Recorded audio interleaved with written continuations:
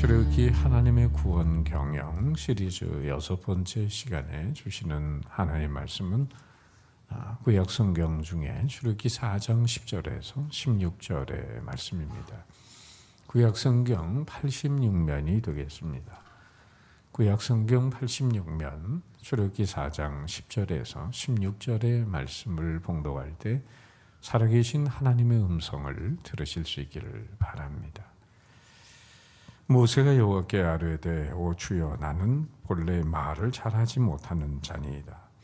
주께서 주의 종에게 명령하신 후에도 역시 그러하니 나는 입이 뻣뻣하고 혀가 둔한 자니이다. 여호와께서 그에게 이르시되 누가 사람의 입을 지었느냐 누가 말 못하는 자나 못 듣는 자나 눈 밝은 자나 맹인이 되게 하였느냐 나 여호와가 아니냐. 이제 가라 내가 네 입과 함께 있어서 할 말을 가르치리라. 모세가 이르되 오 주여 보낼 만한 자를 보내소서. 여호와께서 모세를 향하여 노하여 이르시되 레위 사람 내 형 아론이 있지 아니하냐. 그가 말 잘하는 것을 내가 아노라. 그가 너를 만나러 나오나니 그가 너를 볼 때 그의 마음에 기쁨이 있을 것이라. 너는 그에게 말하고 그의 입에 할 말을 주라. 내가 네 입과 그의 입에 함께 있어서 너희들이 행할 일을 가르치리라. 그가 너를 대신하여 백성에게 말할 것이니 그는 네 입을 대신할 것이요 너는 그에게 하나님같이 되리라. 아멘. 우리는 자연을 알고 또 자연을 정복했다고 말합니다. 또 무한한 세계인 우주를 정복하기 위해서 끊임없이 노력하고 있습니다. 그래서 우리는 세상을 알고 세상을 배우면서 어느 정도 잘 알고 있다고 자부하면서 살아가고 있습니다. 그러나 정작 알아야 할 소중한 것을 모를 때가 있습니다. 그것이 바로 자기 자신입니다. 모든 문제의 원인은 사람에게 있고 또 그 인간 문제의 근본은 자기 자신을 아는 데 있습니다. 우리는 지난날의 잘못을 생각하면서 간혹 후회할 때가 있습니다. 그 후회하는 일을 종합해 보면 세상을 모르고 다른 사람을 몰라서가 아닙니다. 오히려 자기 자신을 몰라서 실수한 일들이 너무 많은 것입니다. 자기를 너무 과대평가했거나 또 자기를 너무 과소평가했기 때문이죠. 등잔 밑이 어둡다는 말이 있듯이 밖의 일을 많이 알면서도 정작 내면의 자신의 그 소중함을 모르고 자신을 모르는 그런 경우가 많아요. 결국 자기 자신을 알고 산다는 것은 이 세상의 모든 지식 중에 가장 귀중한 지식이고 일생의 과제가 되는 것입니다. 오늘 성경에는 젊은 날에 자기를 너무 과대평가했다가 인생의 큰 벽에 부딪히기도 했고 또 느지막한 나이에 하나님의 부르심을 받으면서도 자신의 왜소하고 초라한 모습에 낙심하고 절망하면서 과소평가한 나머지 하나님 앞에 그 부르심을 사양하고 있는 한 인물이 등장합니다. 그는 계속해서 우리가 들여다보고 있는 모세라는 사람이죠. 모세는 태어나면서부터 애굽의 나일강에 던져져서 아구밥이 되어야 될 운명이었습니다. 그러나 하나님의 섭리 가운데 바로의 공주의 아들로 입양이 돼서 그는 애굽에서 문물을 배우며 40년 동안을 자라게 됩니다. 그는 왕족으로서 갖춰야 될 모든 지식과 경험을 쌓은 인재였어요.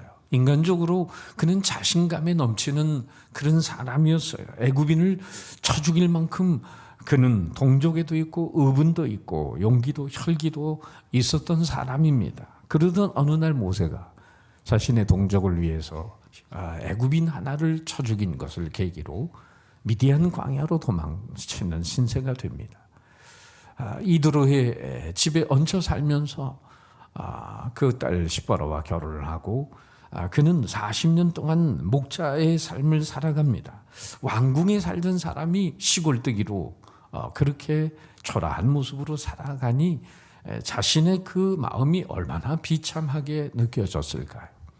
이로 인해 모세는 용기도 자신감도 의분도 야망도 다 죽었음 더 기대할 것이 없는 비참한 인간이 되어버렸습니다. 그런데 하필이면 하나님께서 그렇게 자신을 과소평가하고 있는 이 모세에게 나타나셔서 모세를 쓰시겠다고 이렇게 부르십니다. 모세야 모세야, 내 백성을 인도하라. 좀 기도하고 좀 뭘 좀 할 수 있을 때 부르시지 않고, 이렇게 의욕도 용기도 꿈도 없을 때 하나님이 부르심. 모름지기 모세는 젊어서 이스라엘 민족이 애굽인들에게 학대받는 모습을 보면서 민족을 건져내는 것이 근본적인 소원과 바람이었을지도 모릅니다. 그러나 지금 모세에게 이런 중요한 사명을 맡기실 때에 그는 사용할 수밖에 없었어요. 왜? 지금 자기의 처지를 너무나 잘 알고 있기 때문이죠. 초라하고 비참한 자신의 모습을 들여다보고 있기 때문이에요. D.L. 무디가 모세의 인생 120년을 40년 주기로 3단계로 나눈 것을 우리는 잘 알고 있습니다. 다시 한번 보시면은 첫 번째 모세의 40년, 바로의 궁궐에서 살아가는 그런 40년의 화려한 삶은 영어로 I'm somebody, 뭐쯤 된다. 자기 대권주자로서 정말 인간적인 포부를 가지고 꿈과 야망을 가지고 살았던 그런 시간이죠. 그런데 미디안 광야로 쫓겨나서 살아가는 두 번째 40년은 I am nobody, 난 아무것도 아니다. 자기를 스스로 낮추고 부정하는 그런 시간 속에 살아갑니다. 이제 자신의 삶은 끝났다라고 하는데 하나님이 80세의 모세를 부르시면서 제3의 인생을 살게 합니다. 그 남은 40년 I am God somebody, 아무것도 아님을 고백하는 사람을 들어쓰시는 하나님의 고용 기간입니다.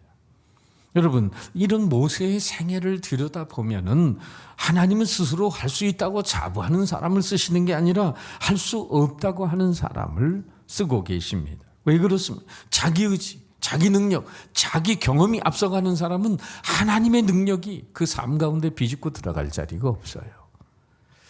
어찌 보면 모세는 이 두 번째 40년을 지내면서 참으로 비참한 시간을 보내고 있다고 생각했을지 모릅니다. 그러나 하나님은 그 시간을 통해서 수많은 이스라엘 민족의 어린 양떼를 바로 가나안 땅으로 인도하는 선한 목자의 사명을 감당하도록 모세의 성품을 준비하는 하나님의 커리큘럼 속에 있었습니다. 모세 자신은 광야에서 덧없는 세월을 보내고 있다고 생각할지 모르지만은 하나님은 이스라엘 백성들을 인도해낼 장차 위대한 지도자로서의 그릇을 준비하는 하나님의 투자 기간, 하나님의 준비 기간이었습니다. 여러분, 자신의 남은 생을 하나님 앞에 드리려고 하는 자에게는 그 이전에 성공적인 삶을 살았던, 실패하는 삶을 살았던 결코 마이너스의 시간이 아닙니다.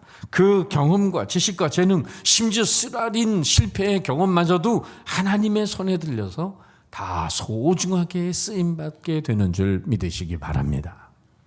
그런데 문제는 하나님이 이렇게 오랫동안 알게 모르게 모세의 인생을 준비하셨건만 모세는 정작 자신을 알지 못하고 변명하고 핑계하며 꽁무니를 빼고 있으면 하나님의 부르심을 사용하고 있는 거예요. 출애굽기 3장 4장에 걸쳐보면 무려 5가지나 변명을 합니다. 첫 번째, 지난 시간에 본 말씀대로 내가 누구에게 바로에게 가며, 이건 뭐 겸손한 표현이 아닙니다.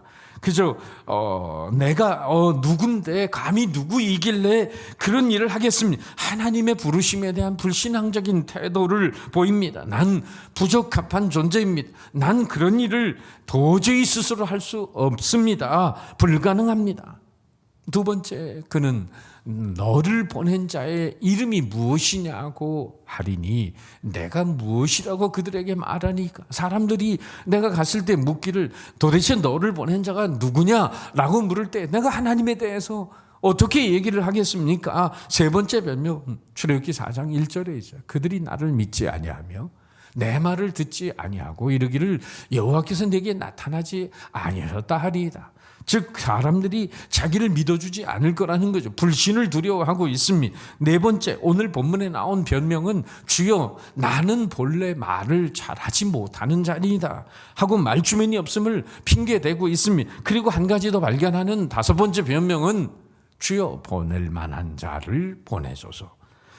하나님 정 보내시려면 저 말고 다른 사람 보내세요. 하나님 이 백성 건지시려고 그 누군가를 통해 역사하실 수 있다고 해도 나는 예외입니다. 나는 이 일을 결코 할 수 없는 사람입니다. 끝까지 기피하는 모습을 보이고 있습니다. 도대체 모세는 왜 이렇듯 하나님의 부르심을 사양하고 거절하고 변명하고 있는 것일까요? 거기에는 과거, 현재, 미래 세 가지 차원의 이유가 있어요. 첫 번째 이유는 자신의 과거를 떨쳐버리지 못한 이유 때문입니다. 모세는 변명을 하되 꼭 할 말을 지금 하지 않고 있는 모습을 봅니다. 보낼 만한 자를 보내세요. 하나님 누군가를 통해서 역사하셔도 not me, 저는 아닙니다. 저는 자격 미달입니다. 실은 자신은 애굽에서 볼 때는 배신자이기 때문입니다. 내다버린 아이를 건져다가 애지중지 40년 동안 길러놨더니 애굽인을 쳐 죽이고 배은망덕한 인간이 되고 만 거 아니에요? 어쨌든 나는 애굽으로 돌아갈 수 없습니다. 바로 앞에는 갈 수 없습니다. 나는 사람을 죽인 전과자입니다. 이 말을 하고 싶지만은 하나님 앞에 차마 입을 열어 하지 못하고 있는 모세의 모습입니다. 이런 사람 하나님이 불러서 애굽으로 돌아가라, 바로 왕을 만나라, 하나님 백성을 인도하라, 정말 딱한 일입니다. 인간적으로 생각하면 전혀 불가능한 일을 말씀합니다. 그래서 모세는 선뜻 하나님의 뜻을 따를 수가 없는 것입니다. 망쳐버린 자신의 과거로부터 돌이킬 수 없다고 생각하기 때문입니다. 여러분, 흔히 사람들을 소개할 때 그 과거를 생각을 합니다. 과거로부터 추리해서 현재를 믿으려고 하고 내일을 약속합니다. 여러분, 누구에게 직장을 소개해 봤습니까? 아니면 여러분이 누군가를 고용해 봤습니까? 무엇을 판단해서 그 사람을 쓰려고 합니까? 그럴 때 주고받는 게 그 사람의 이력서예요. 자, 그런데 이력서에는 여러분, 앞으로 이런 사람이 되겠습니다라는 말이 있습니까? 그렇게 쓰는 사람은 아무도 없습니다. 쓰게 돼 있지도 않아요. 다만 어디서 태어나서 어디서 공부하고 뭘 공부했고 그리고 어떤 경력을 가지고 살아왔습니다. 과거 지향적인 이야기를 잔뜩 써놓고 있는 거죠. 그러나 여러분, 과거가 정말 과거로만 존재할까요? 그 과거가 그대로 미래로 이어지는 겁니까? 여기에 사회학적인 문제가 있습니다. 세상 사람들은 과거 이상의 일이 벌어질 것에 대해서 믿지 않아요. 과거에 실수한 사람은 또 실수할 거다. 과거에 연약한 사람은 또 연약할 거다. 과거에 게을렀던 사람은 또 게으를 거다. 심지어 교회에서 담임 목사님을 청빙을 할 때도 신학교에 가서 성적표를 띄워보는 교회도 있다고 그래요. 여러분, 성적이 시원치 않으면 목회도 잘못할 거다. 사실은 반대입니다, 여러분. 우리들끼리만 알고 계세요. 공부 잘한 사람들은 교수님들이 돼가지고 가르치긴 하는데 목회를 제대로 하는 사람들이 별로 없어요. 근데 신학교 다닐 때 그냥 뭐 이렇게 저 사람이 뭐가 될까, 이런 사람들이 졸업을 하고는 목회를 하면서 난다긴다 하는 그런 분들을 많이 볼 수가 있어요. 이상하죠? 여러분, 따라합시다. 인생은 성적순위 아니잖아요. 할렐루야. 인생은 성적순이 아닙니다. 어느 마을에 두 형제가 양을 훔치다가 붙들렸습니다. 그 주인은 아예 양도둑이라는 영어 단어로 sheep thief이라고 하는 약자로 ST를 이마에다가 찍어버렸습니다. 낙인을 찍어 내보냈어요. 아우는 이 낙인 찍은 것이 너무나 수치스러워서 어디론가 소리 없이 사라져서 가서 살다가 죽었습니다. 형은 진심으로 자기의 잘못을 뉘우치고 거듭난 삶을 삽니다. 열심히 일하고 번 돈으로 가난한 사람도 없고 약한 사람들, 환자들을 위로하며 선한 일을 많이 합니다. 진심으로 뉘우친 그는 교회에 열심히 나가서 신앙생활합니다. 오랜 세월이 흘렀고 그는 노인이 됐어요. 낯선 사람들이 그 마을에 올 때마다 그 노인의 이마에 찍혀있는 ST라는 글자를 보면서 도대체 저 글자는 뭘 의미하는 겁니까? 할 때 그 마을 사람들이 이구동성으로 그 노인에 대해서 한 말은 세인트, 성자의 약자입니다. 여러분, 어느새 그 옛날 양도둑은 모든 사람들이 인정하는 성자가 된 것이죠. 여러분, 오늘도 이 땅에서 새로운 역사의 도구로 쓰임받는 사람은 누굽니까? 과거에 잘못한 실수, 쓰라린 실패에 젖어있는 사람이 아니라 그 실패를 딛고 올라서는 사람인 줄 믿습니다. 88 올림픽 때 권투 시합에서 아나운서가 그런 도전자인데도 그 도전자가 열심히 챔피언을 향해 달려가지 않고 뒷걸음질 치는 모습을 보면서 무슨 얘기를 하냐면 지난번 저 선수는 패배한 걸 빨리 잊어버려야 되는데 그걸 잊지 못해서 새로운 전진을 하지 못하고 있다는 거죠. 자기 환자가 자기에게 가장 해로운 것은 자기 스스로에게 내리는 비관적인 진단입니다. 의사의 처방을 믿기보다는 처음부터 못 고칠 병이라고 아예 자기가 진단을 해버리는 겁니다. 이 절망은 실존주의 철학자 키엘케고르가 얘기한 대로 죽음에 이르는 병입니다. 언젠가 기도원 입구에 갔더니 이런 팻말이 붙어 있더라고요. 암은 병이 아니다. 낙심이 병이다. 여러분 맞지 않습니까? 우리를 죽이는 것은 낙심이요 절망이지 암도 실직도 역경도 칼도 권세도 아닌 것입니다. 암은 고칠 수 있어도 자기 절망은 못 고칩니다. 오늘도 과거의 사연이 끈이 돼서 오늘의 삶을 가누지 못하는 사람들이 있어요. 그런 사람들을 향해 하나님은 이사야 선지자를 통해 말씀하십니다. 우리 같이 읽어볼까요? 다 같이 시작. 너희는 이전 일을 기억하지 말며 옛날 일을 생각하지 말라. 보라 내가 새 일을 행하리니 이제 나타낼 것이라. 이 말씀은 오늘 승리할 수 있는 사람은 과거의 성공에 안주해 있는 사람도 아니고 그 실패에 오히려 눌려 있는 사람도 아니라는 거죠. 1살, 2살짜리가 소꿉장난을 하고 있습니다. 3살짜리가 보더니 나도 저런 시절이 있었는데 4살짜리가 보더니 다 지난 옛날 얘기야. 5살짜리가 보더니 나는 쟤네들 보는 재미로 산다니까. 만든 말이지만은 과거 지향적으로 사는 인생이 어떻게 새로운 역사를 펼쳐갈 수 있겠어요. 이방인의 사도였던 사도 바울은 디모데 전서에서 믿음의 아들 디모데에게 자신의 과거를 그렇게 피력합니다. 나는 핍박자요, 보행자요, 회방자요, 죄인 중에 괴수였다고 말이에요. 그러나 그가 스데반 집사님을 돌로 쳐 죽이는데 앞장섰던 사람인데 그 사건에 눌려 있었고 붙들려 있었다고 한다면 어떻게 이방인의 사도가 돼서 온 유럽을 뛰어다니며 복음을 전파하고 교회를 세우고 신약 성경 27권 중에 13개의 서신을 쓰는 위대한 하나님의 사람이 될 수 있었겠습니까? 그러나 모세는 지금 자신의 뼈아픈 과거의 문제에 붙들려서 하나님의 새로운 부르심에 응답하지 못하고 있는 것입니다. 두 번째, 모세가 하나님의 부르심에 사용하고 있는 이유는 현재 자신의 무능력 때문입니다. 10절 말씀 보세요. 주여 나는 본래 말을 잘 하지 못하는 자니이다. 주께서 주의 종에게 명령하신 후에도 역시 그러하니 나는 입이 뻣뻣하고 혀가 둔한 자니이다. 여러분 조크로 만든 말이지만은 이스라엘 땅은 사실 그렇게 좋은 땅이 아닙니다. 아주 사막 같은 그런 척박한 땅인데 그런데 세계에서 제일 살기 좋은 나라는 우리 권고홍 집사님 오신 캐나다라고 하는 거예요. 캐나다가 제일 잘 산다. 그래서 하나님이 이스라엘 민족을 데리고 카나다로 가라 그랬는데 이 모세가 입술이 뻣뻣하고 이 둔해가지고 발음이 제대로 안 나와가지고 카나 그러다가 카나다로 못 가고 카나안으로 가게 됐다는 겁니다. 대체로 오늘 하나님의 일에 봉사하기를 사용하는 분들을 보면 과거의 약점 뼈아픈 경험으로 인해서 오늘 내가 또 실수하면 어떡하나 하는 이 두려운 마음 때문에 선뜻 나서지 못하는 경우가 있어요. 아울러 현재 내가 잘하지 못하는 무능력을 핑계로 내세웁니다. 어떤 분들은 기도시키기만 하면 질식당하는 느낌이 드는가 봐요. 공포와 두려움에 사로잡혀가지고 기도시키면 다시 교회 안 나올 거예요. 으름장을 놓는 사람들이 있어요. 무슨 잘하는 일인 줄 아나 봐요. 어떤 분들 봉사하라면 믿음이 좀 자라고요. 어떤 분들 전도하라고 하면 훈련 좀 더 받고요. 여러분 사실은 몇십 년 지나도 매 마찬가지입니다. 어느 세월에 봉사하고 어느 세월에 성장해서 다른 사람 보고 나를 좀 닮으세요 라고 말할 수 있겠습니까? 언제 그리스도인으로 정말 완전한 신앙 인격에 도달할 수 있겠습니까? 주님이 먼저 오시겠죠. 모세는 본래 말 못하는 사람이 아닙니다. 스데반 집사님이 설교한 사도행전 7장에 보면 이렇게 말씀되어 있어요. 모세가 애굽 사람의 모든 지혜를 배워 그의 말과 하는 일이 어떻다고요? 능하더라. 능한 사람입니다.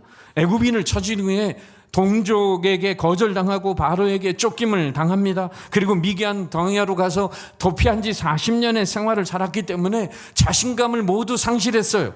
그토록 패기만만했던 자신이 없어진 모세였습니다. 그러나 과거의 실패가 열등감을 낳고 이 열등감은 자기 깊은 좌절로 몰아넣었어요. 그런 의미에서 모세의 변명은 사실일 수도 있겠죠. 그러나 사실이 아닐 가능성이 더 많습니다. 그리고 10절에 있는 모세의 말을 들어보세요. 주의 종에게 명령하신 후에도 역시 그러하니 나는 입이 뻣뻣하고 혀가 둔한 자니이다. 아마도 하나님을 만난 뒤에 정말 자신의 모습이 뭔가 확 달라지기를 기대했던 것 같아요. 주님이 자기를 부르셨다면 뭔가 화끈한 능력 하나를 주시지 않겠나 변화를 기대했는데 여전히 약하고 무능하고 게으르고 그렇게 허물된 자신의 모습 그대로임을 알면서 주님께 변명을 하는 겁니다. 그런데 하나님은 너의 약점 그대로 있는 모습 그대로 가라. 그대로 가서 내 백성을 인도하라고 하나님이 말씀하십니다. 모세가 자기 부족한 모습을 합리적으로 얘기하면서 사양을 합니다. 그때 하나님이 11절 이하에서 이런 말씀을 하세요. 누가 사람의 입을 지었느냐? 누가 말 못하는 자나 못 듣는 자나 눈 맑은 자나 맹인이 되게 하였느냐? 나 여호와가 아니냐? 이제 가라. 내가 네 입과 함께 있어서 할 말을 가르치리라. 얼마나 귀중한 말입니까? 어떤 사람들은 능력을 받아서 하나님의 일을 하겠다는 사람들이 있습니다. 여러분, 능력이 언제 주어집니까? 사역하는 현장에서 주어집니다. 성령님의 기름 부으심의 은혜는 앉은 자리에서 주어지는 게 아니라 가야만 능력이 주어지고 일어서야만 힘이 주어지고 말해야만 권세가 나타나는 줄 믿습니다. 성령 충만 기다리다가 세월 다 가는 것입니다. 성령 충만은 환난과 핍박의 현장 앞에서도 담대히 하나님의 말씀을 전할 때 그 현장에 임하는 능력입니다. 누가복음 12장 11절 12절에 보면 예수님이 제자들을 파송하실 때 하신 말씀이 있어요. 잘 보세요. 사람이 너희를 회당이나 위정자나 권세 있는 사람 앞에 끌고 가거든 어떻게 무엇으로 대답하면 무엇을 말할까 염려하지 말라. 마땅히 할 말을 성령이 곧 그때 너희에게 가르치시리라. 그러니까 현장에서 역사하시는 성령의 은혜를 믿으라는 거죠. 중요한 것은 말로 일해야 될 지도자 모세에게 왜 말잘하게 허락하지 않는 것일까요? 하나님의 나라는 고린도전서 4장 20절 말씀대로 말에 있지 않고 능력에 있다는 것을 가르쳐주는 것 아니겠습니까? 무디 목사님이 영국에서 전도 집회를 할 때 이야기입니다. 큰 집회에 많은 사람들이 모여들었고 많은 사람들이 구원을 받았어요. 집회를 마치고 내려오는데 어느 똑똑한 영국의 청년 하나가 무디 목사님에게 오더니 목사님 오늘 말씀 전하시는데 문법이 18군데가 틀렸습니다. 똑똑한 청년이죠. 그때 무디 목사님은 그 청년에게 이렇게 말했습니다. 참 놀라운 사실은요. 이렇게 부족한 능력을 가진 사람을 하나님이 오늘도 귀하게 쓰고 계시다는 게 너무나 감사하고 기적 같은 일이죠. 그러면서 그 청년에게 되묻기를 자네는 그런데 그 완벽한 문법을 가지고 도대체 하나님의 말씀을 얼마나 전해봤나? 몇 사람이나 주님께 인도해봤나? 그 틀리지 않는 문법을 가지고 10년 전쯤에 우리를 감동시킨 바 있는 영국의 핸드폰 판매원 폴 포츠라고 하는 사람을 기억하십니까? 어렸을 때부터 어눌한 어투와 외모 때문에 주위 사람들에게 왕따를 당했던 폴은 오페라를 향한 식지 않는 마음의 열정을 가지고 있었습니다. 결국 이태리 오페라 학교에 진학하여 오페라 가수에 대한 꿈을 불태웠습니다. 그러나 각종 질병과 종양으로 인해 몇 차례 수술대에 올랐고 오토바이를 타다가 결국 사고로 쇄골이 부서지는 사고를 당하게 됩니다. 많은 성량을 요구하는 오페라 곡을 부를 수 있는 처지가 못된 거죠. 결국 핸드폰 세일즈라는 직업으로 자신의 꿈과는 먼 다른 길을 가고 있었어요. 그러나 그가 오페라 가수가 되기 위해서 끊임없는 노력을 했고 오페라 그런 회사들을 찾아갔지만 호감이 가지 않는 외모의 모습에 번번이 그는 퇴짜를 맞았습니다. 36살이 된 폴 포츠는 영국의 브리티스 갓 탤런트, 미국의 마치 아메리칸 아이돌 그 스타를 발굴하는 대회에 공주는 잠 못 이루고 느산 노르마라는 오페라로 우승의 영예를 차지하게 됩니다. 종양 수술과 함께 그는 교통사고 등의 비운의 세월을 보냈지만은 휴대전화 세일즈맨으로 일하면서 자신의 꿈을 향한 노력을 포기하지 않아서 결국 역경을 듣고 자신의 꿈을 이루게 됩니다. 동영상에 보면 폴 포츠가 심사위원들과 관객 앞에 섰을 때 앞니는 비뚤어지고 툭 불고자 나와서 그 인상이 형편없게 만들었고 배불뚝이의 머리는 헝클어져 초라하기 짝이 없었어요. 밉살스럽고 혹평하기 유명한 심사관은 폴 포츠가 오페라를 부른다고 할 때 어디 한번 해봐라 하는 식으로 빈정거리면서 그렇게 툭 내뱉었습니다.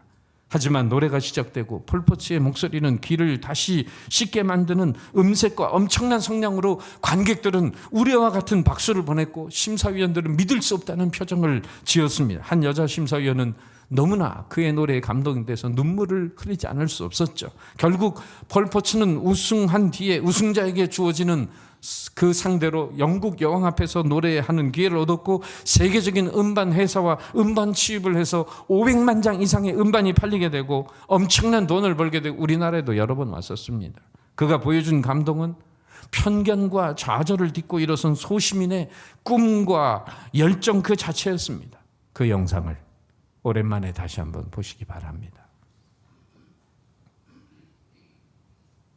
But for the next contestant, the world of showbiz seems a million miles away. It's Paul, a mobile phone salesman from South Wales. By day, I sell mobile phones. My dream is to spend my life doing what I feel that I was born to do. Paul, what are you here for today, Paul? To sing opera. I've always wanted to sing as a career. Confidence has always been sort of like a difficult thing for me. I've always found it a little bit difficult to be completely confident in myself. Okay, ready when you are.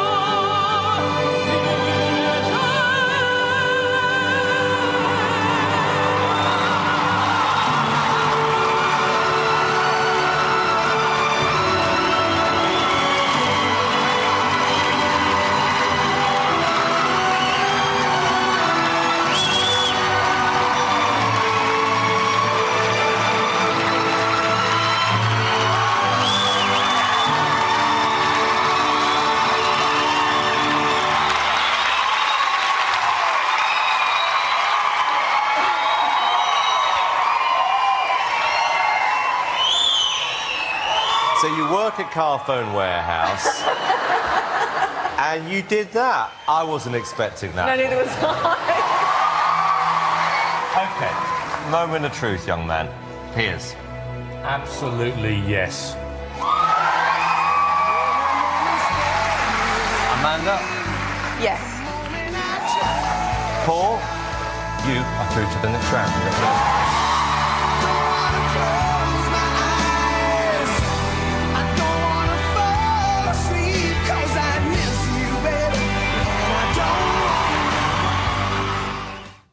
여러분, 우리는 얼마나 가졌는가, 얼마나 알고 있는가, 내가 얼마나 지성적으로 탁월한가, 이것이 문제가 아닙니다. 중요한 것은 부족하고 약해도 얼마나 자신에 대해 확신을 가지고 미래를 향해 과감히 도전할 수 있느냐 하는 것입니다.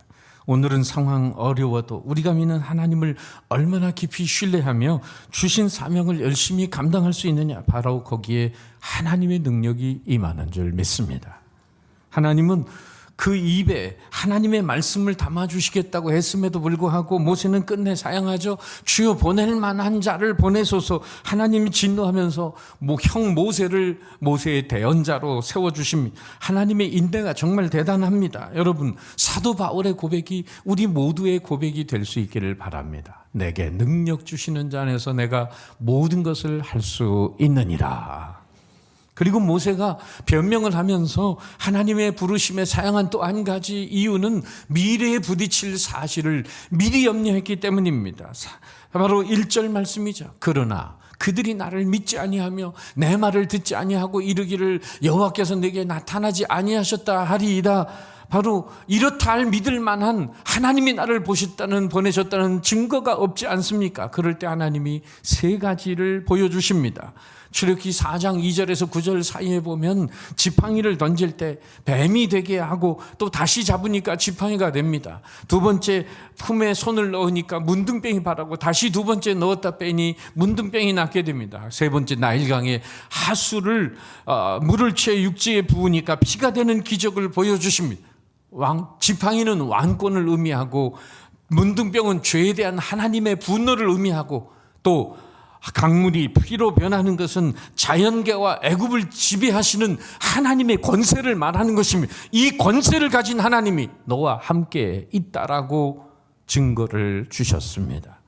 사랑하는 성도 여러분, 모세처럼 얼룩진 과거의 실수와 쓰라린 경험으로 인해서 하나님의 사명을 받드는데 어려움을 느끼시는 분이 있습니까?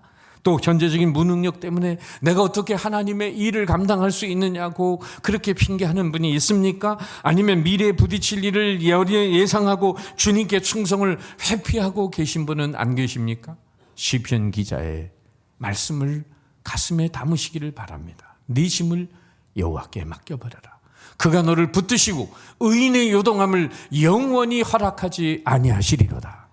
모세는 자신의 과거, 현재, 미래를 아시는 하나님을 믿어야 했습니다. 하나님의 놀라운 뜻을 이루기에 하나님이 나의 삶을 투자하고 준비하셨다는 사실을 우리 또한 잊지 말아야 합니다. 성공도 실패도 주님의 손 안에 있음을 말이에요.